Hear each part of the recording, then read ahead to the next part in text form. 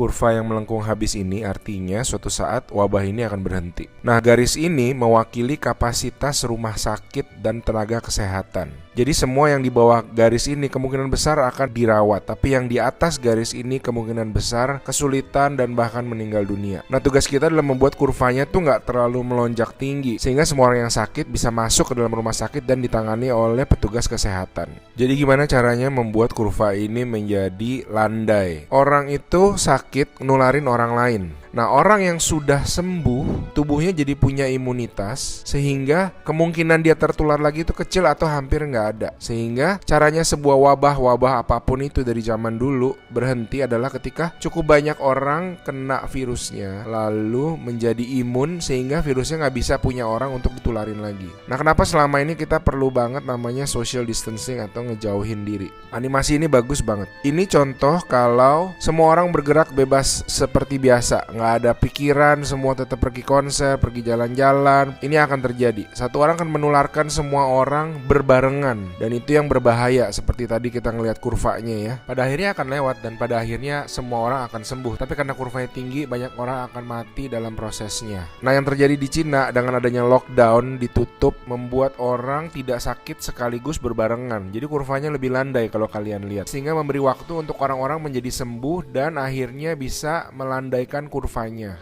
Nah, sekarang kita lihat kalau kita lakukan namanya social distancing, yaitu kalau nggak harus banget nggak usah pergi keluar, kalau nggak penting-penting banget nggak usah ketemu temen, nggak usah ada social function, semuanya ditunda dulu. Kita lihat apa yang terjadi. Nah, bahkan ini ada simulasi satu lagi. Kalau social distancingnya itu bener-beneran ekstrim, orang nggak boleh keluar, ada jam malam dan sebagainya. Ini yang terjadi. Kita lihat beda banget kan. Jadi ada orang yang akan tetap sakit, tapi mereka bisa masuk rumah sakit dan dirawat. Jadi teman-teman, please do your social distancing, stay at home, work from home, anywhere you can. Ada orang-orang yang nggak bisa, saya mengerti, tapi sebisa mungkin lakukanlah semuanya itu. A good way of doing it is to imagine that you do have the virus, yeah, and change your behavior so that you're not transmitting it.